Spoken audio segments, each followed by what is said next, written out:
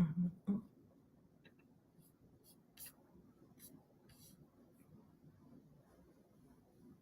Hello, hello, everybody. What's going on? It's Tuesday, noonday Tuesday, and I just want to pop in, have a quick question for you. It's about love. What are your love limits? What are your love limits? So you're like, okay, first of all, you got to tell me what a love limit is because I don't know what you're talking about. What is a love limit? Love limits are the limits that you put on yourself because of how you see yourself, because of how you see your abilities. Love limits stop you from doing things like speed limits stop you from driving too fast, right? Love limits. Let's talk about love limits today, okay? First of all, I'm Teresa Noy, your radical self love coach, and I work with women who historically have put everyone else first to recognize that now is the time for them to put themselves first without the guilt. So, let's talk about love limits. Let me tell you a story. Some of you may not realize this, but I lived on a college campus for 25 years. I was in a residential position and I worked with the RAs. And every year we would do this canoe trip. The first year that I started working, and they told us we had to do this canoe trip, I was petrified. You know why?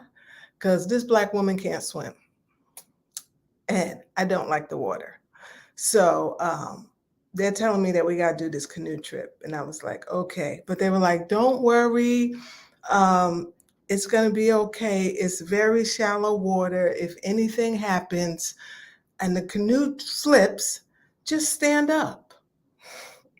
So I'm like, okay, let's do this. So I'm in the canoe with some students and we're going on the water and everything. And I'm learning how to, paddle and steer and turn the canoe and everything.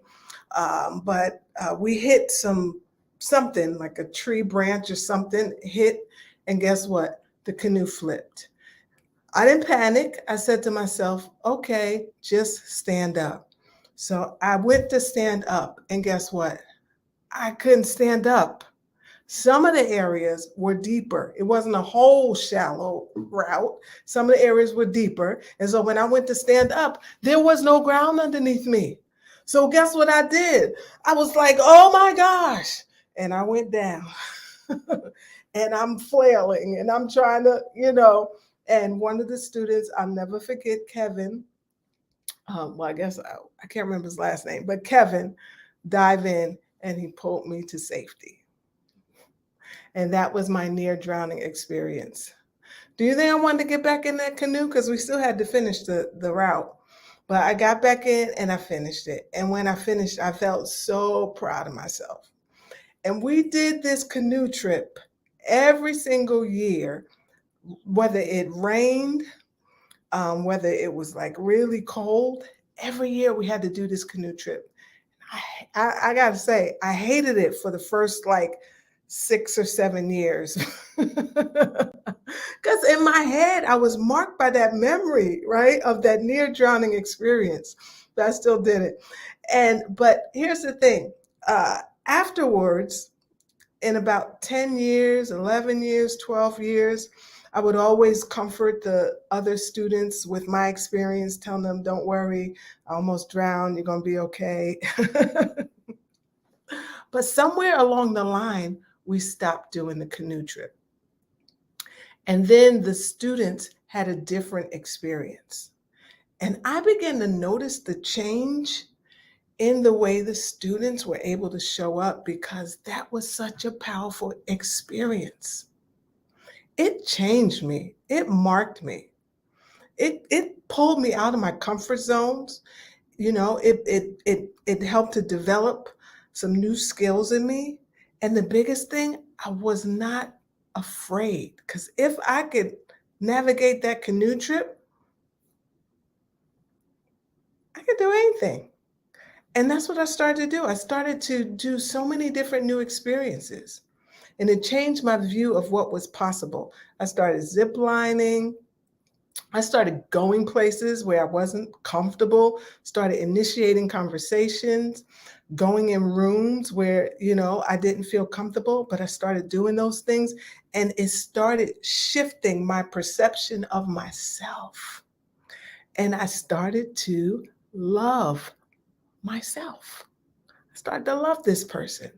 And, it was incrementally over time, but doing those things, not limiting myself because of a past experience, gave me the ability to give this unconditional love to myself in such a way that it built me up to be able to take more risk and do other experiences that I probably wouldn't have done, because so often you get stuck in your comfort zone, right? And you just go on autopilot, and you rely on the same familiar things and the same habits to guide your experience of life. But when you do that, you miss out on all the possibilities that exist beyond what you know, because you don't know what you don't know. I had no idea all of these things were out there, right? But it opened me up. It opened me up. So when you limit yourself, you get stuck in this rut by what you believe.